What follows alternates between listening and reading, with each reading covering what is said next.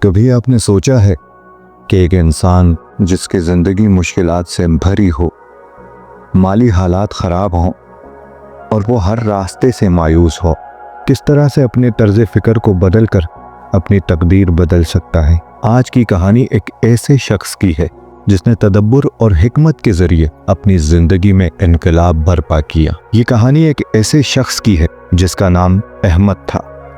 احمد ایک چھوٹے گاؤں سے تھا اور اس کا پیشہ مزدوری تھا۔ اس کی زندگی بے شمار مشکلات سے بھری ہوئی تھی۔ احمد کے مالی حالات خراب تھے۔ دن بھر محنت کے باوجود اتنا نہیں کما پاتا تھا کہ اپنے بچوں کا پیٹ بھر سکے۔ اوپر سے قرضوں کا بوجھ اس کے کندھوں پر تھا۔ گھر کی حالت خستہ تھی اور ہر گزرتے دن کے ساتھ احمد کی مایوسی بڑھتی جا رہی تھی۔ ایک رات احمد اپنی پریشانیوں سے تنگ آ کر ایک خاموش جگہ پر بیٹھا۔ وہ آسمان کی طرف دیکھ رہا تھا اور سوچ رہا تھا کہ کیا اس کی زندگی میں کوئی بہتری آ سکتی ہے۔ اسی دوران احمد کے ذہن میں ایک خیال آیا۔ اس نے سوچا، میری پریشانیوں کی جڑ کیا ہے؟ وہ خود سے سوال کرنے لگا، کیا میں اپنی ذمہ داریوں کو بہتر انداز میں نبھا رہا ہوں؟ کیا میں اپنے وسائل کا صحیح استعمال کر رہا ہوں؟ کیا میں ہر مشکل کو جذباتی طور پہ دیکھتا ہوں یا عقلی طور پر؟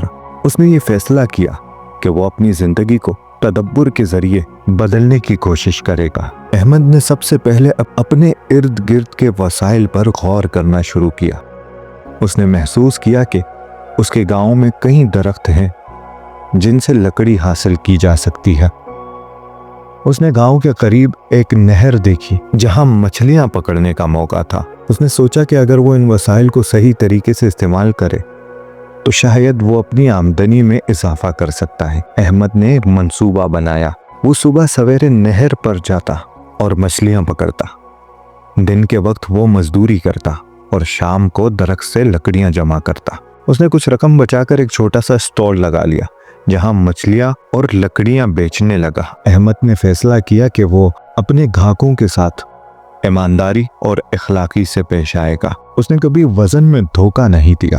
اس کے حسن اخلاق کی وجہ سے لوگ اس سے خریداری کرنے لگے۔ جب احمد کے کاروبار میں ترقی ہونے لگی تو حسد کرنے والے لوگوں نے افواہیں پھیلانا شروع کر دی۔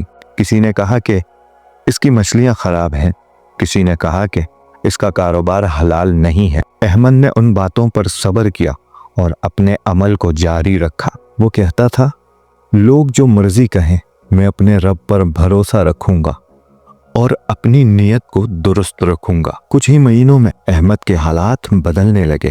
اس کے پاس اتنی رقم جمع ہو گئی کہ اس نے ایک بڑی دکان کھول لی۔ گاؤں کے دیگر افراد بھی اس سے متاثر ہو کر محنت اور تدبر کی راہ پر چل پڑے۔ احمد نے اپنی زندگی کے تجربات دوسروں سے شیئر کیے اور انہیں بتایا کہ تدبر، صبر اور حکمت کیسے انسان کی تقدیر بدل سکتے ہیں۔